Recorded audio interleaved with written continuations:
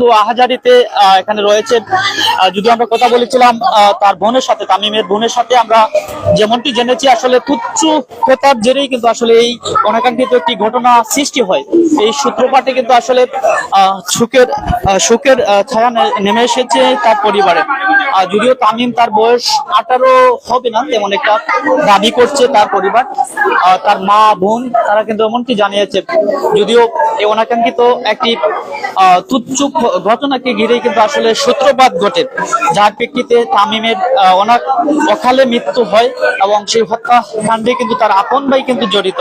যেহেতু তামিম তার ভাতিজাকে হয়তোবা কোনো কোথার জেরে হয়তোবা কোনো শাসন করতে চেয়েছিল, সেই প্রেক্ষিতে কিন্তু আসলে ঘটনার সূত্রপাত, যেমনটি আমাদেরকে ভুক্তভোগী পরিবারের অর্থাৎ তামিমের মা এবং বোন তারা জানিয়েছে। এবং এই মুহূর্তে সদর হাসপাতাল কিন্তু আসলে কান্নার রোল কিন্তু সৃষ্টি হয়েছে। কিছুক্ষণ আগে আমরা দেখেছিলাম তামিমের মা কিন্তু আসলে অনেক ব্যতীত হয়েছেন এই আকস্মিক মৃত্যুতে। তামিম তার বয়স 18 হয়নি এমনটি দাবি করছে তার বোন। আমরা যদি একটু দেখানোর চেষ্টা করি দর্শক, এখানে তার আত্মস্বজন পরিবারবর্গ কিন্তু এখানে হসপিটালে আসছে। সবাই কিন্তু আসলে অনাকাঙ্ক্ষিত এই ঘটনায় আসলে আক্ষেপ এবং নিন্দা জানিয়েছে। আমরা দেখতে পাচ্ছি আরো একজন পুরুষ রয়েছে, হয়তো তামিমের নিকটবর্তী আত্মীয় হবে হয়তো। আমরা দেখতে পাচ্ছি কান্নার রোনা জারি।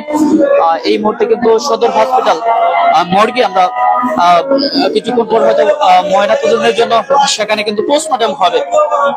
যদিও তামিমের মা এবং বোন দাবি করছে যে সর্বোচ্চ শাস্তি, অর্থাৎ এই হত্যাযজ্ঞের বা এই হত্যাকাণ্ডের দৃষ্টান্তমূলক শাস্তি দাবি করছে।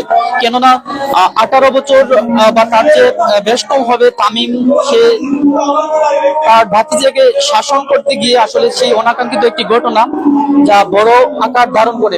যদিও তামিম তার বয়স তেমন একটা হয়নি, 18 হয়নি, তার ভাই কিন্তু তুচ্ছ এই বিষয়কে ঘিরেই কিন্তু আসলে এই সূত্রপাত বা হত্যাযজ্ঞের সূত্রপাত ঘটায়।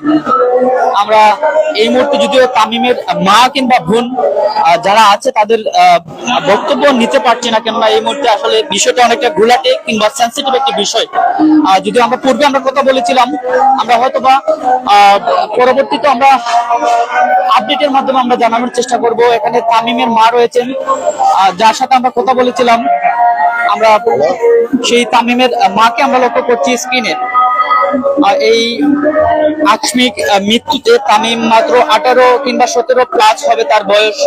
এই অনাকাঙ্ক্ষিত একটি ঘটনা তার মায়ের পুরো ক্ষোভ এবং তার বোনের পুরো ক্ষোভে তারা নিন্দা এবং শাস্তি, দৃষ্টান্তমূলক শাস্তি জানিয়েছে সেই তামিমের আপন ভাই, বড় ভাই, যে এই হত্যাকাণ্ডের সাথে জড়িত।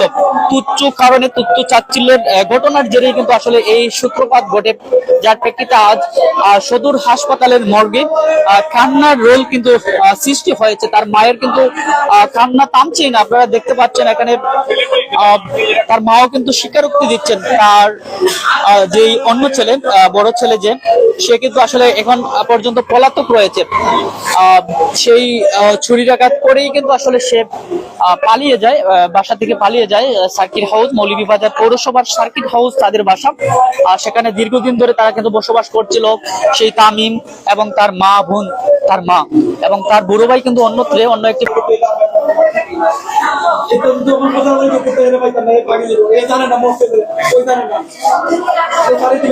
ভাই, তামিমের যে মেজো ভাই যে সেও কিন্তু কান্নার রোনা জারি করছে এবং দেখতে পাচ্ছি আসলে সেও কিন্তু আসলে আক্ষেপ করছে, যেমনটি দাবি করছে আসলে এই মুহূর্তে যদিও তার ভাই যে আসামি সে কিন্তু আসলে পলাতক রয়েছে এবং সে এখন পর্যন্ত হয়তো বা এই বিষয়ে দৃষ্টিগোচর না।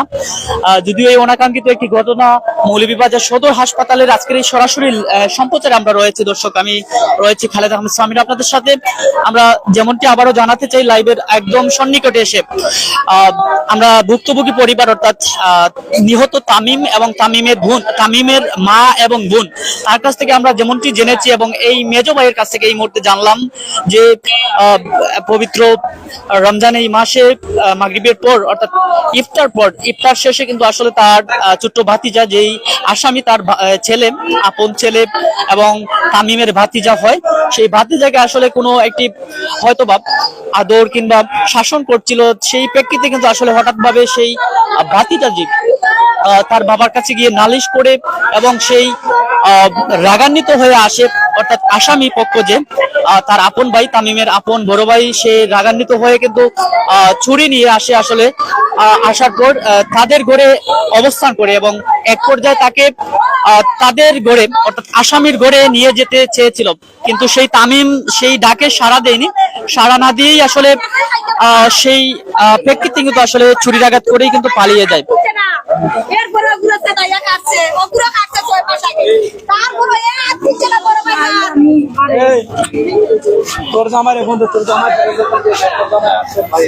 দর্শক আমরা দেখতে পাচ্ছি নিহত তামিমের আরো এক বোন কিন্তু আসলে এখানে এসেছে, অর্থাৎ তারা প্রায় 6 জন কিংবা 7 জন ভাই বোন হবে এবং মেজো ভাইয়ের সাথে আমরা কথা বলেছিলাম, বোনের সাথে আমরা কথা বলেছিলাম, আরো এক বোন কিন্তু আসলে এখানে আসছে।